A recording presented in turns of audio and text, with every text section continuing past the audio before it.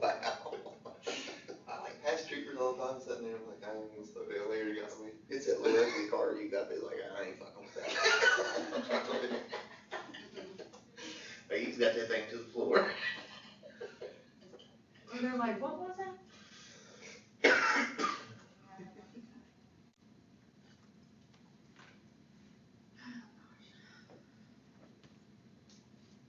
far as I've seen, I'm pretty sure I've heard of the guy that did the shooting at BP, and if it's the same guy that everybody was sharing RIP about, he like posted a status 7 hours, well, now it's probably 10 hours, that said, I'm like somebody, not like somebody is in my way, you're getting blasted or something. Did he kill the clerk?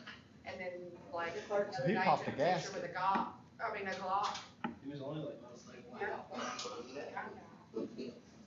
What kind is that? That happened this morning? Yeah, First off, acid, first. Wow. yeah. I didn't figure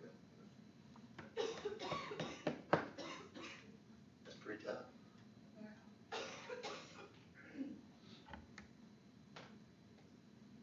Beckley, can you all hear me? We sure can. What's my attendance look like there? Is all 6 of you there? All but, Denny. Oh yeah, and he's in military, right? Yep. Someone was shot off Land Street this morning too.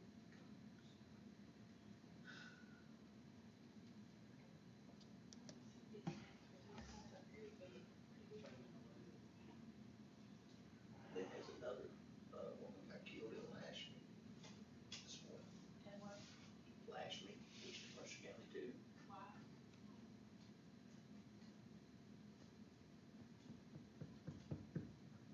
Stabbing happened last week. Well, yeah, I saw there was a stabbing in Lashmi, I'm not sure.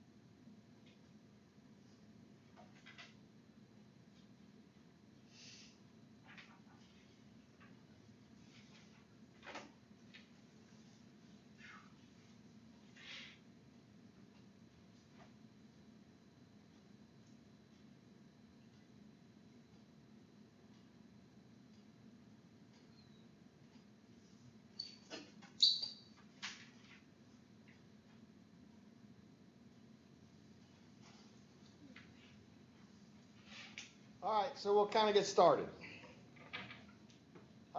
First thing is I've just been informed, and I really appreciate the fact that you all are using social media and that you keep up with what's going on in your community. I think it's a vital part of what you're doing. But I was just informed that this morning a guy posted on Facebook in Princeton that he is,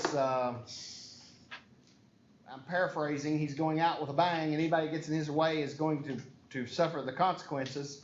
And he robs a gas station on Stafford, did you say Stafford Drive?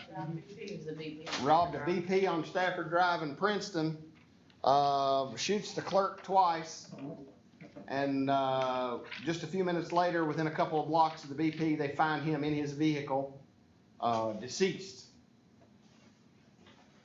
Apparently from self-inflicted gunshot wound.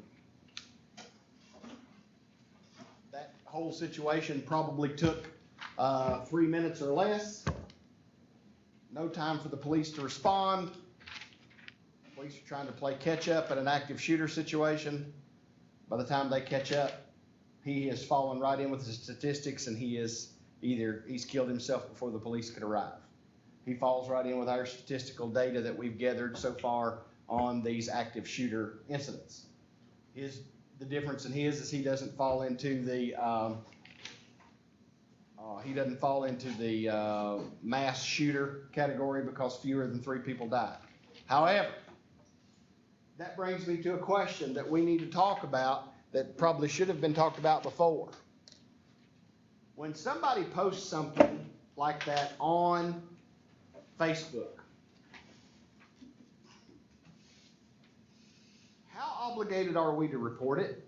Supposedly, there's a way on Facebook now where you can go and report it and put that somebody is either suicidal or talking about hurting somebody else. And they have Well- options to where you can either chat with somebody or tell you exactly how to contact police. Right, and I understand that you can do all those things, especially the suicidal and stuff, but in a situation like that where we're local, I don't know that we necessarily need to go through Facebook, dial 911 and say, look, I'm sitting here looking at this Facebook post and this guy's saying whatever. But wonder what obligation are we to do that as citizens, as Facebook people? Well, I mean, I guess it all depends on the post itself. I mean, a lot of people post idle threats. Well, how do we determine they're idle? That's where it becomes hard and muddled. Well, I agree. So, I believe they should all be reported and let the police determine whether it's idle or not. I think so. I think we need to report suspicious behavior, and I think we need to educate on reporting suspicious behavior, or odd behavior. I got kind of laughed at about 3 months ago. I saw a Facebook post where a young man who was a convicted felon is holding an AR-15 with a 9mm on one side and looked like a .357 on the other in his belt. And the picture is on Facebook, and he said, I'm going to protect me and mine. Anybody shows up here, including the cops, is going to get something special. Well, he's a felon, he shouldn't have his guns to begin with. I called the sheriff's department in my locality and said, hey, look, give me your cell phone number, Sheriff. I want to send this to you. I think you all need to be aware. Somebody needs to be careful. The sheriff's response back to me was, oh, yeah, I know him. I deal with him all the time. He ain't going to do nothing. He's just running his mouth. So, you know, it makes you feel a little disheartened when you're discredited and you call in something like that. However, what happens when I don't call it in and then a deputy gets killed serving a warrant, or a deputy gets killed serving a paper, or a deputy gets killed answering a call, or worse yet, we don't call it in and this woman at the BP gets shot twice. And, you know, I'm sure she's deceased. And what's even worse is I'm sure she was compliant. You know? I guarantee That she though, was. I go down BP there. after midnight, they lock the doors. So it must have been through that drawer that they passed out everything, cause that BP specifically locks its doors after like midnight, and you do everything through the window there. So I don't know. He may have shot the glass out. Well, I mean, that's we true. don't know, but he Yeah. could have shot that glass out. Yeah. Because I would, even though that glass I is didn't drive by probably, there. is probably not breakable with anything other than a bullet, I'd say a bullet would, because bulletproof glass would be That very station's expensive. so old, I doubt it's bulletproof. Yeah, I Yeah. doubt it's Yeah. bulletproof, Yeah, but, He could have probably broke the window out. yeah. But I have another situation. Last week, I called 911 about a suspicious vehicle in my neighborhood, because I'm the only one that leaves at 15:04 every morning, everybody else is getting to sleep. And I'd seen him 3 times before I called it in the Mercer County 911, and I hate to say this, it was never dispatched. Yeah. So who's to say that guy's not a rapist I mean, he may have been the newspaper guy, or he may have been stealing newspapers to read them, I don't know. But I'm by myself, 15, and there he sits. Right. 2 houses down. What do I do? Yeah, it's a bad situation, it really is, it's a bad deal. Cause I went by Princeton PD and asked, and they said they have no record of it, so 911 never catted it, never dispatched it. Bad, that's bad, And it's it very happens- unprofessional. It happens often. But see, on the other side of that too, you have a lot of just nosy bitty-buddies out there that wanna call in everything, whether it's something or not. And I mean, if the police go to every one of those, they're doing nothing but responding to pretty much BS calls all day. Rather be safe. Well- than Well, and Wait, can I I answer? understand that, but I think in what, there's some things that dictate, there's some things that dictate our response. In her situation, time of day, in her situation, frequency of calls, in her situation, the neighborhood that you're in, all of those things kind of dictate. If you've got, and frequency of calling.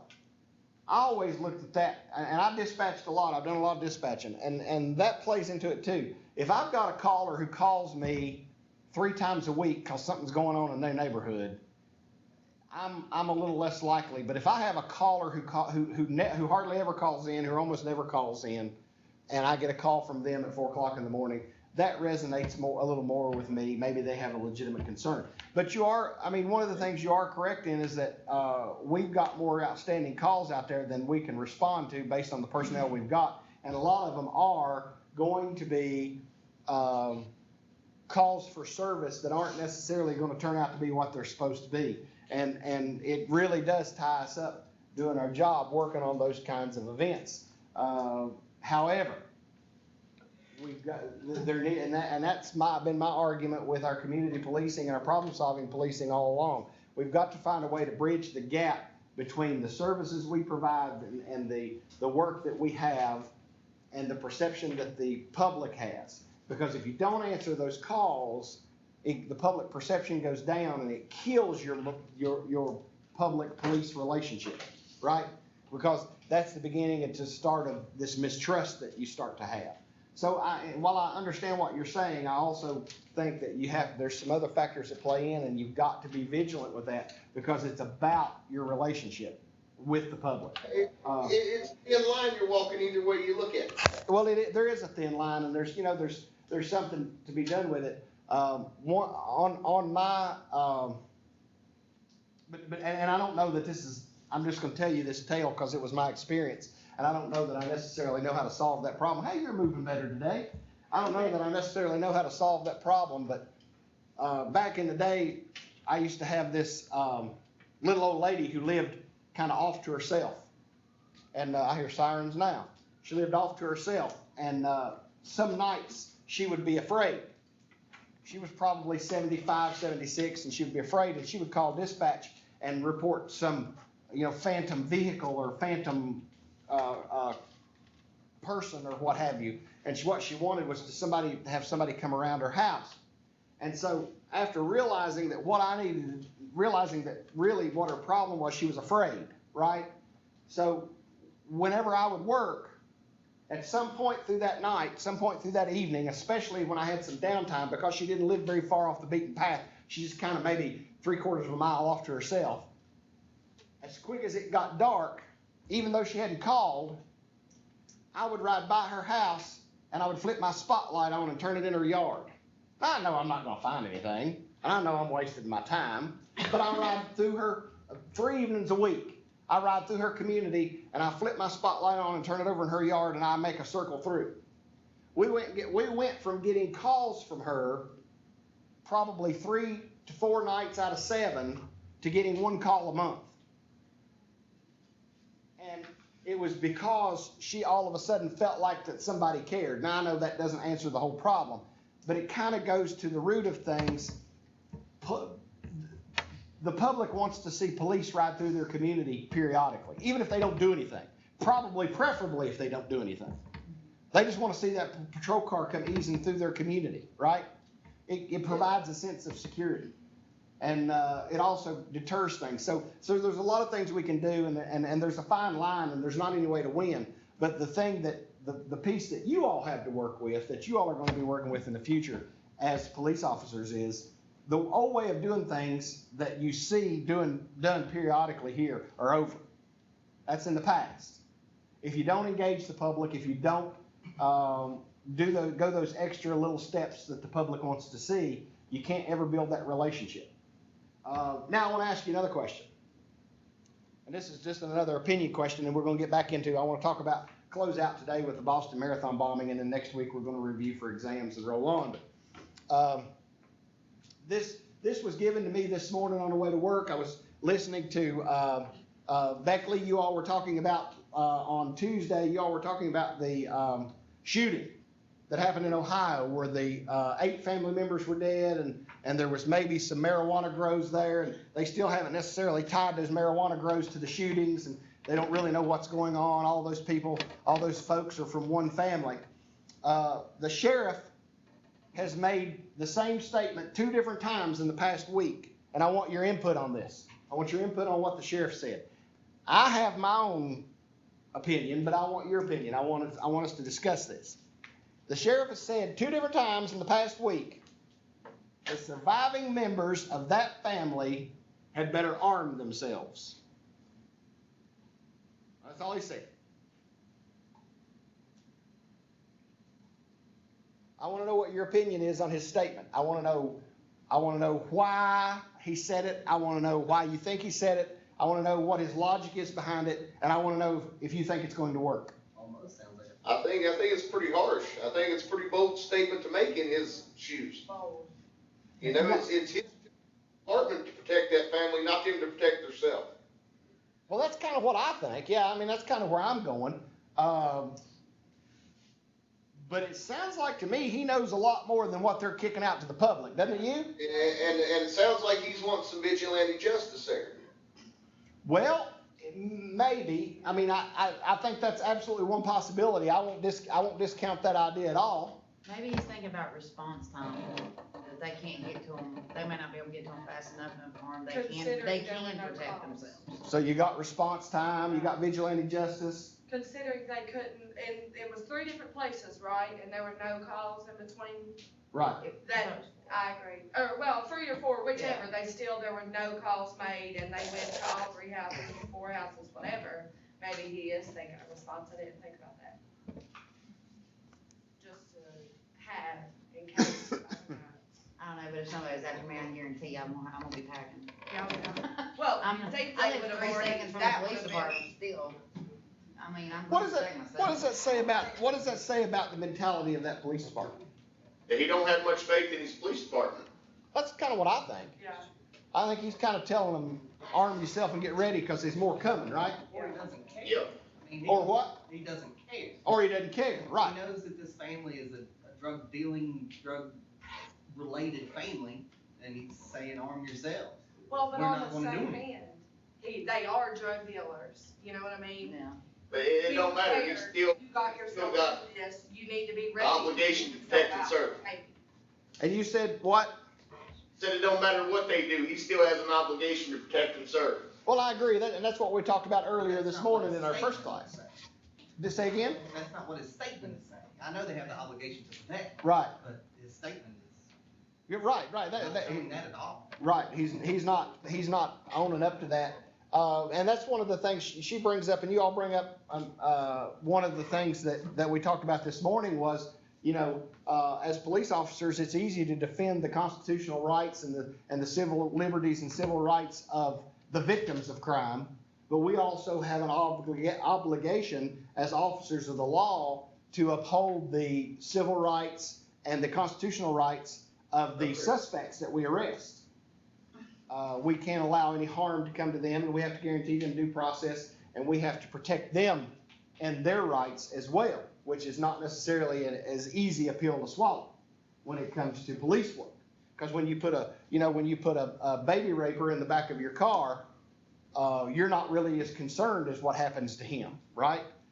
You put a guy who's killed a 5-year-old kid, shot him to death or shook him to death, you're not as concerned about his constitutional rights and his civil rights. But we as police officers have to be.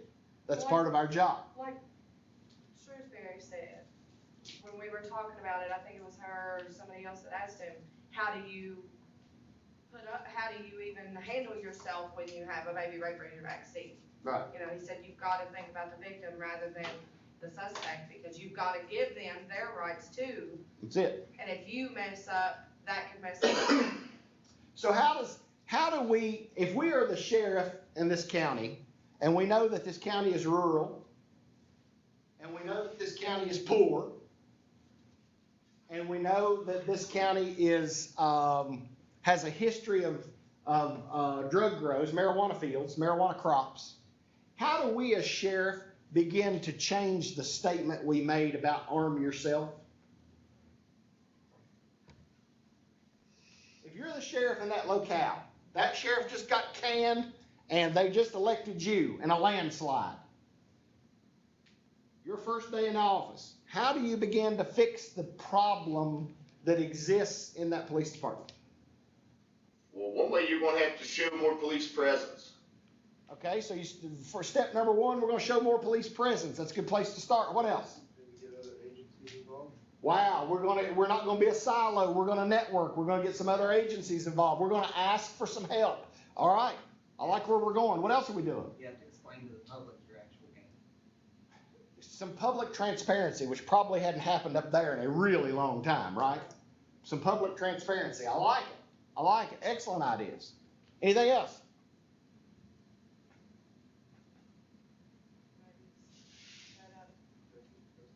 That's what I was thinking. Well, and I don't want us to steer in on those folks. I want us to talk about what we would do to fix that department.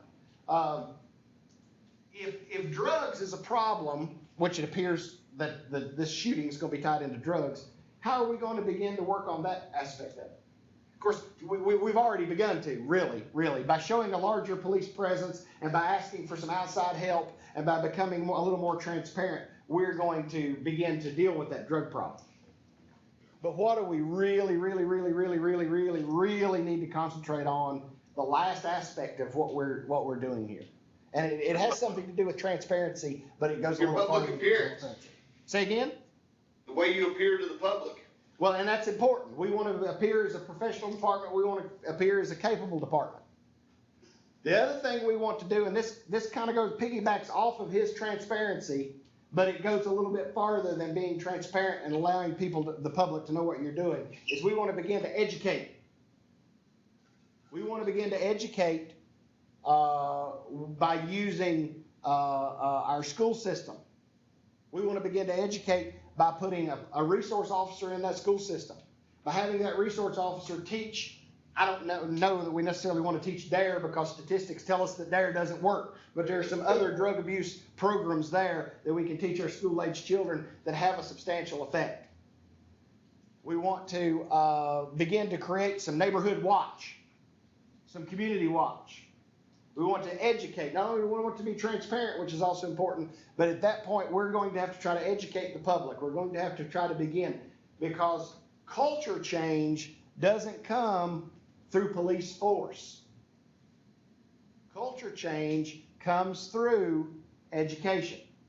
And the way you do that, the way you educate, the way you create that culture change from a police department standpoint is you ask for that outside help, you cooperate with your school system, you cooperate with your communities, your community leaders. You get buy-in and you get involvement.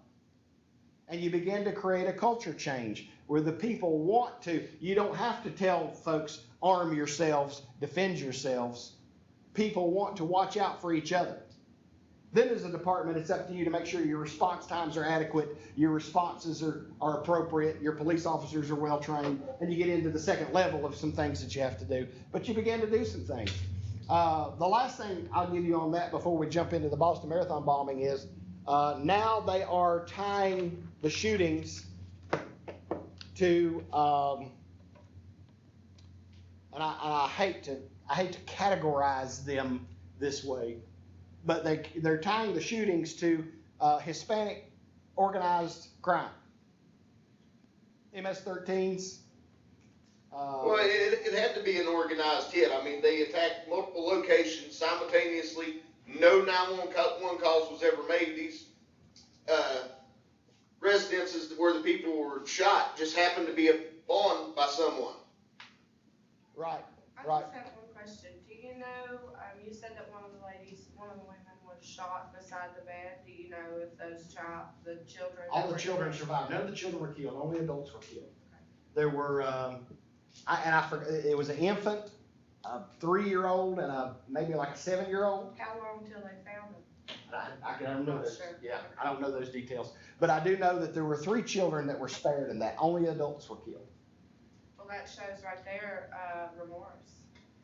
Well, it tells me, it causes me to question whether it really was organized crime or not, especially Hispanic organized street gangs like MS-13. Because I'm telling you, They don't care who they kill. they don't leave no survivors. Yeah. There are no children left alive when they leave. They kill everybody. So it calls into me question of whether it was organized gangs or not, and it's particularly Hispanic organized gangs. They keep saying organized crime. and that it's Hispanic, the ties are Hispanic. But I'm just not so sure about that. I mean, maybe if you go back 2 or 3 steps, but I think whoever did this, knew the family and had some type of relationship with the family and had some type of at least a moral compass of some type, because they didn't kill the children, they left the children alive, because the Hispanic gang's not gonna do that. Yeah. You'll find everybody dead, including the infant. And you got a question?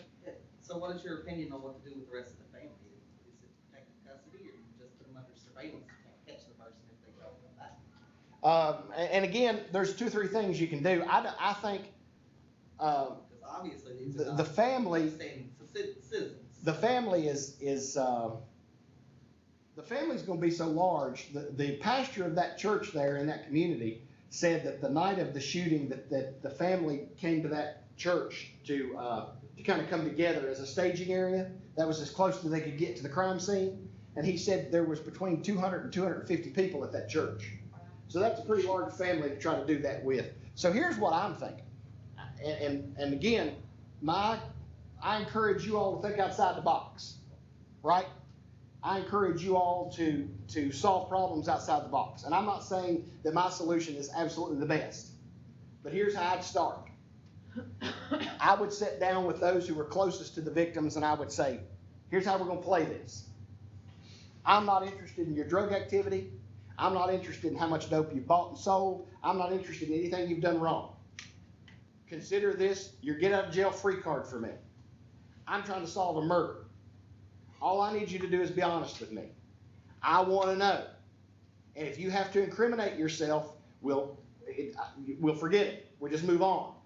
Because I've got to solve these 8 homicides, which is right now looms much larger than whatever dope you're dealing. So this is your get out of jail free card. This is your free pass card. I need you to be honest. We need to go up the ladder. Because now the only thing you've got standing in your way is if they feel like that they may be next. And the way you play that is, if you don't cooperate with me, you probably are going to be next. I've seen murders like that. I've seen murders and murder investigations where the people were afraid to talk because they were afraid they were going to be next. As part of that family, you would have to think that. Say again? As part of that family, you would have to think that. I mean, look how many they wiped out already of your family. Right. But at this situation, my response to them as a police officer is, it's not if, it's when. Yeah. And the only way that we can stop when is for you to cooperate with me and let me get these folks arrested. Yeah, get them first. Right. So I think you can combat that. Will they do that? Probably not, because a lot of these police departments are very narrow-minded and they think inside the box. My thought process is this: if you're growing dope and selling dope, I'll give you a free pass to this point because you ain't gonna quit. I'll get you next year, right? Yeah. My biggest problem right now is I need to get these people that murdered these 8 people off the street. So I'm going to give you a free pass on what you've done up to this point. Now, is that what everybody would do? No. Is that kind of thinking outside the box? I'd like to think so.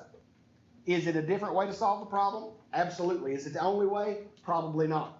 But as far as protective custody, I think you've got way too many family members. I do think that one of the things you do is what he said earlier, or was it Jack? I can't remember who said it. We're going to increase police presence.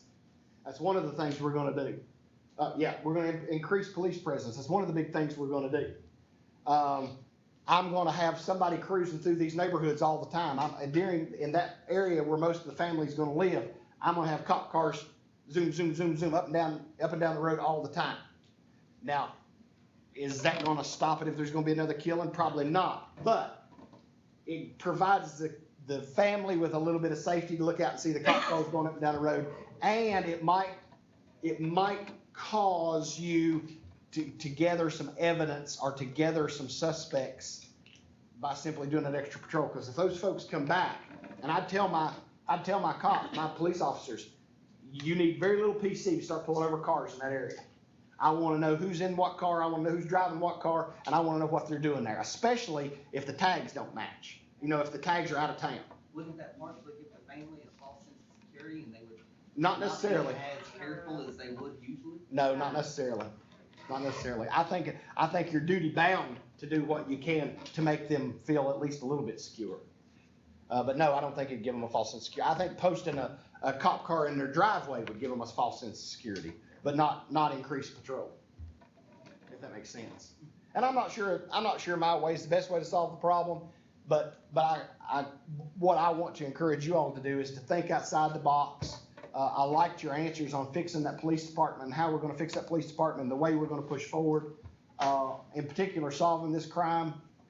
You know, this particular sheriff's office is already behind the 8 ball.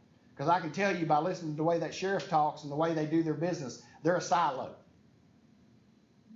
And silos don't get things done. The way this crime is gonna be solved is the information they get from the community. And they don't have a relationship with the community. They don't have that communication with the community. They don't have that positive feedback from the community that they need to be getting to be able to solve this crime. And it's going to be a very, very difficult situation for them.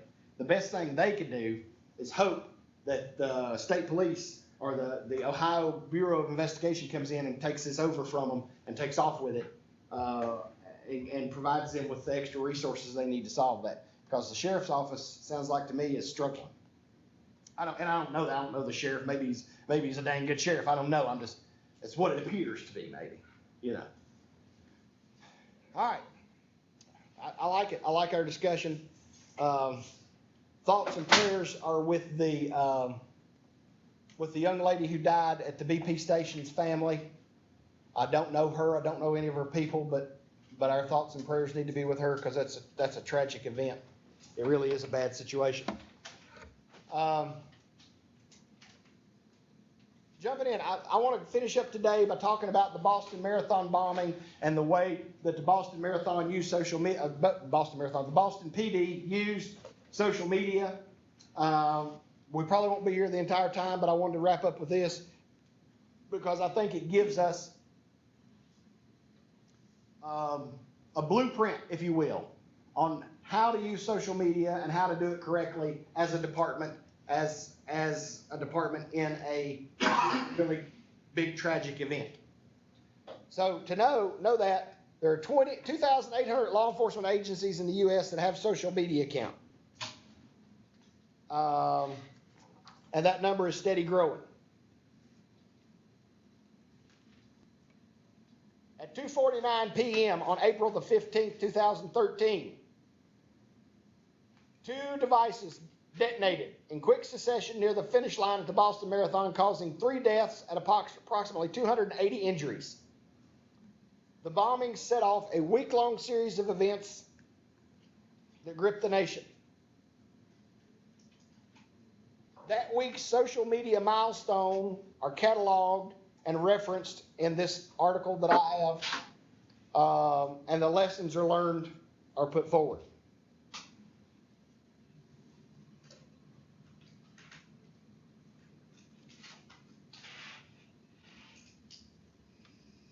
About 10 minutes after the detonation, the Baltimore PD commander on the scene called for the use of social media to communicate to the public the steps the police were taking. He said, and I quote, "I need somebody up there to get on social media and let people know that what we're doing here." Within an hour of the detonation, Baltimore tweeted confirming that a bombing had occurred. It said, "Boston police confirming explosion at the marathon finish line with injuries." In the ensuing hours, their Twitter account began to request public assistance. They tweeted out media information, road closures, news conferences, dates and times, and police activities. They expressed sympathy to the victims and to the families, and they gave the public accurate information about casualty toll and status of the investigation.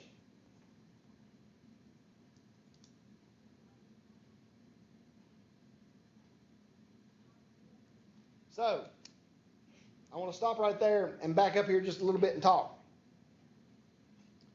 Their social media account was Twitter. One of the commanders on scene had enough foresight to understand that they needed to start their social media campaign within minutes of the bomb blast. Within a couple hours of the bomb blast, or within an hour of the bomb blast, they had done several things. One, they confirmed that the bomb blast happened. Two, they confirmed that there were injuries.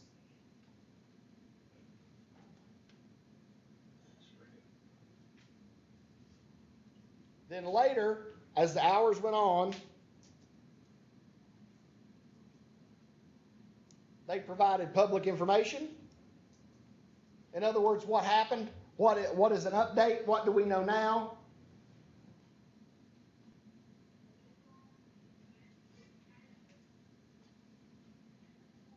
They provided public assistance.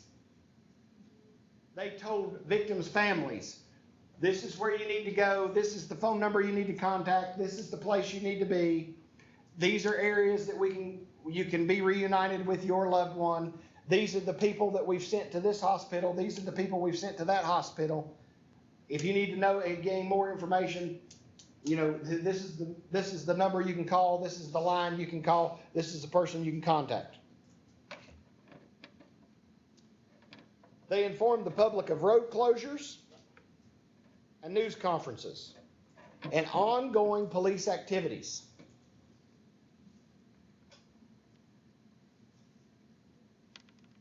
They had several expressions of sympathy to the victims and their families. I can't underscore enough how important that is on social media. Here's my biggest problem. This is one of my Achilles' heels, and I have a tendency to think that it's a male problem. It's a guy gender problem.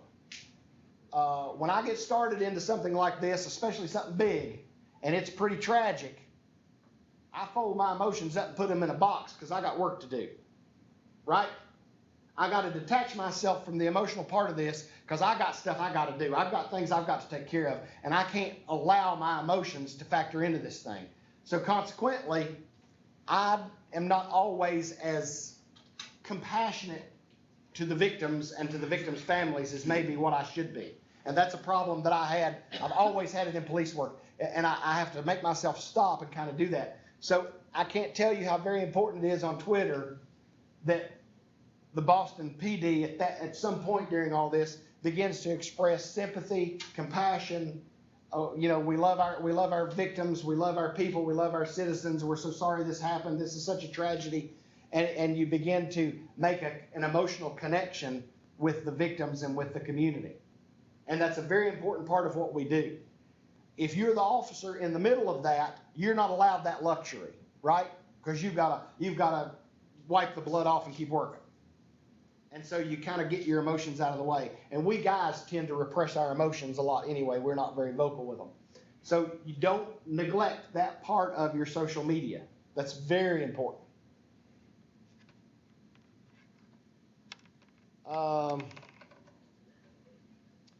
They were handing out accurate information about the casualty toll and the status of the investigation. Those are two more pieces that are very important. You began to get lots and lots and lots of erroneous reports coming out of the Boston bombing site. It was chaos. I would describe it on a small scale, the same chaos that Officer Fox told us about when he pulled up on the scene at the hospital. Everybody was running everywhere. Some of them was locked down, some of them wasn't. People were coming in and out of the building. People were screaming and yelling, and it was chaos. Well, I imagine it was like that times 100 at the scene of the bombing, there on the street. And so you've got chaos there, and you have a lot of different reports coming out of there, which are probably not accurate. So the Boston PD squashed all of that immediately by providing accurate information. Now, one of the things that happened, because they provided that accurate information, within hours, their Twitter site was the go-to site for information. It's where the news media went. It's where the general public went. It's where the police officers went to get updated information.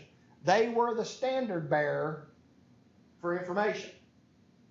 When when CNN and Headline News and Fox News and all the other ones, when they reported it, they went to the Twitter feed off of Boston's Twitter account and gathered that information, and that's how they updated their reports right along.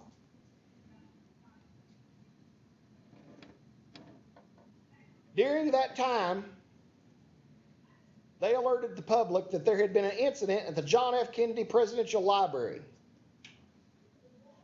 A half hour later, they were able to clear that incident as not being related to the bombing. At first, the incident that happened at the John F. Kennedy Library was thought to be part of an extension of the bombing. Later, it was discounted. It was not part of the bombing at all. It was simply an errant use of somebody putting out a cigarette and thought they had it put out and put it in a trash can, and it actually ignited a small fire in the John F. Kennedy Library. But they were able to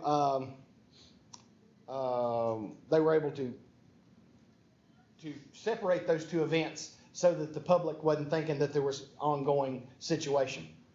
When the FBI took control of the Marathon bombing on the evening of April the 16th, they sent out a tweet acknowledging that the FBI had taken the lead on the investigation and that they were now supporting. They continued their Twitter feed to correct erroneous reports.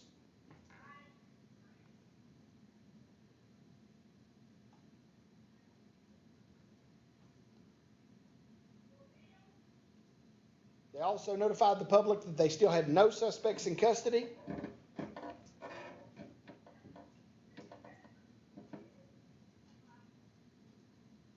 All of the BPD's tweets on the bombing were sent by the apartment's official Twitter account. Their Twitter account was managed by a former television journalist named Cheryl Findisha.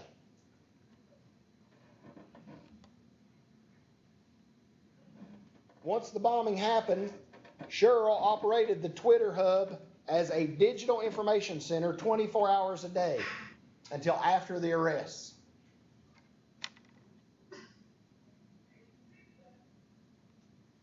She and her staff were briefed by commanders 3 to 5 times a day.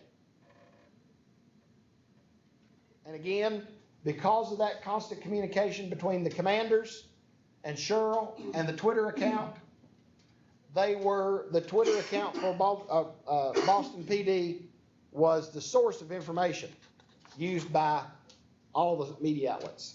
Of course, they also went to the press conferences as well, but they were kept up to date between the press conferences on the Twitter account. In the following days, social media actively occurred through its official accounts, overseen by the Twitter staff or the social media staff at the PD, and they spent a lot of their time correcting misinformation that was spread through professional media and social networks. So they were not only reactive, but they were proactive.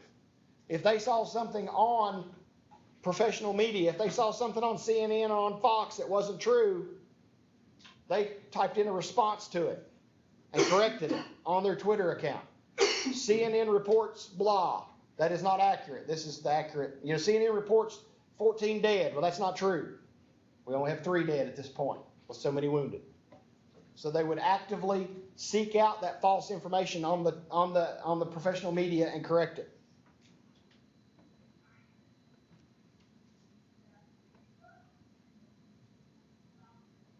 On April 18th, the New York Post ran Bag Men, which was a cover that identified one of the suspects. The report was corrected later that afternoon when the FBI released surveillance camera footage of the 2 individuals whom the law enforcement actually considered to be the suspects. So the New York Post ran an article on what they considered to be the bag men or the bombers, and they listed 2 erroneous people with erroneous pictures. Later that afternoon, the FBI corrected that, and the pictures of the 2 men were retweeted thousands of times, far more than the department's earlier, more open-minded requested for assistance.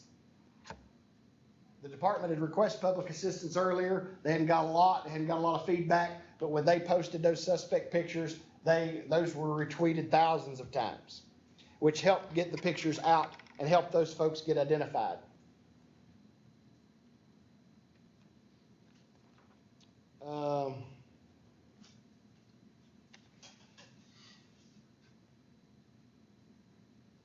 As the manhunt continued for those 2 individuals, BPD asked the media via Twitter not to compromise officer safety by broadcasting live videos of the officers approaching search locations. By the time the second suspect was captured on the evening of April the 19th, the Twitter account had more than 300,000 followers. It was up from about 40,000 the week before. The official tweet reporting the suspect's capture was retweeted more than 140,000 times in the aftermath of the investigation. So what happened was after people realized that the information was coming out through Twitter and that they could rely on Boston PD to provide that information accurately, they began to follow and began to use that as official information. All of this didn't happen at the Boston Marathon bombing. They were experimenting with tweets and social media long before.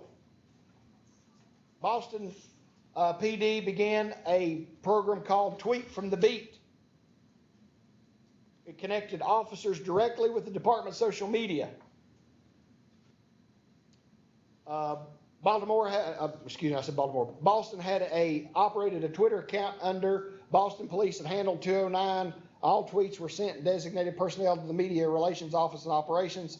The Tweet from the Beat program used group tweet applications and allowed authorized members of the command staff to post directly from their personal Twitter accounts to BPD's official Twitter account.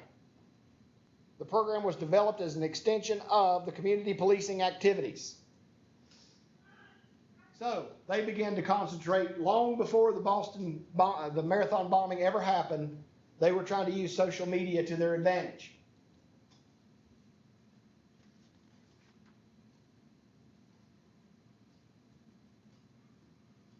I'll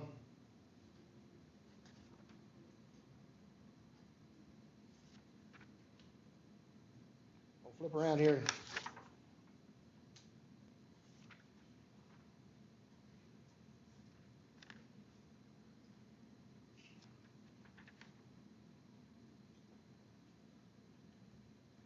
Although social media offers important opportunities for police, taking advantages of such opportunities present the police with significant challenges. There must be professionals to monitor and manage public information. It has to be accurate. It has to be timely.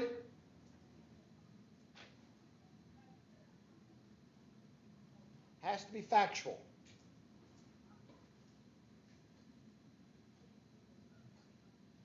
You have to be very aware of the tone.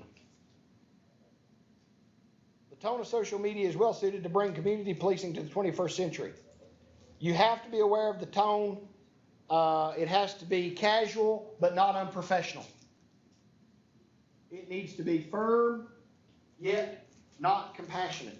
You have to show some compassion.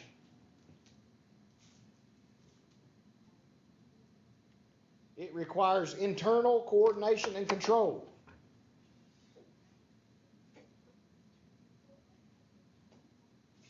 You should allow both individuals and organizations to contribute to its content. However, when somebody puts something on there that is detrimental or not true, your media staff needs to be there prepared to remove it.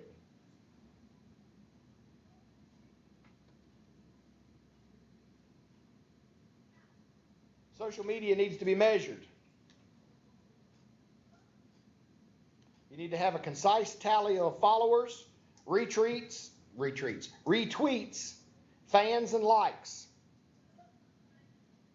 You need to have a total of views and subscribers. Let me read that again. At the end of the day, you have to have a tally of followers, retweets, fans, and likes, views, and subscribers.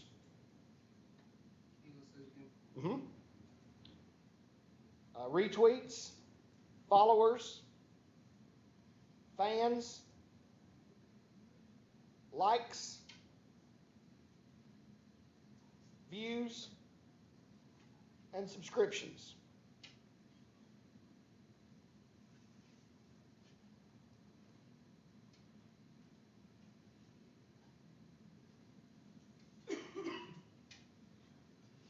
Ultimately, the question should not be how extensively or visibly or artfully the police use social media. The question should be how effectively can we use social media?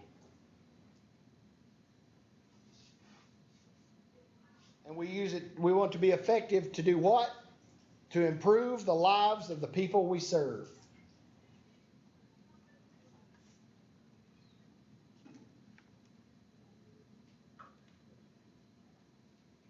I would encourage all of you, I pulled up the Boston PD's Twitter account and looked at it. I looked at it just a few minutes this morning before I come over. I would encourage all of you all to pull up their tweets, their Twitter account. You don't necessarily have to follow them, but pull them up, look at them, check them out. Look at how effectively they use what they're doing. Look at how effectively they use that platform. And know that as you move forward, all police departments are going to have a model. We're all going to be using it. I particularly like the tweet from the beat, the experiment that they were using and have continued to use. I find that it's very informational. It gives people a real opportunity to be in contact with folks with the police that are in their neighborhood. And that might be, having thought about that might be one of the opportunities we have to solve some of these situations like what she had. If you have tweet from the beat, why can't you post that on Twitter and let one of the officers pick it up and just ease on by so we don't jam up our 911 system, we don't jam up our officer system. It's something where we can make our officers aware and they can kind of keep a watch on it without you feeling like you have to call 911 all the time. It might be a real possibility. All right, that's what I got. That's my positive feedback from the Boston Marathon bombing. Questions, comments, observations today? Have a wonderful weekend. I will see you all Tuesday. You have a good weekend too. I didn't bring them. I'm sorry. I had them graded. I forgot to bring them. I will do it Tuesday. I'll bring them. Y'all have a good one. Yeah, 2 weeks from now. Right. What time is it?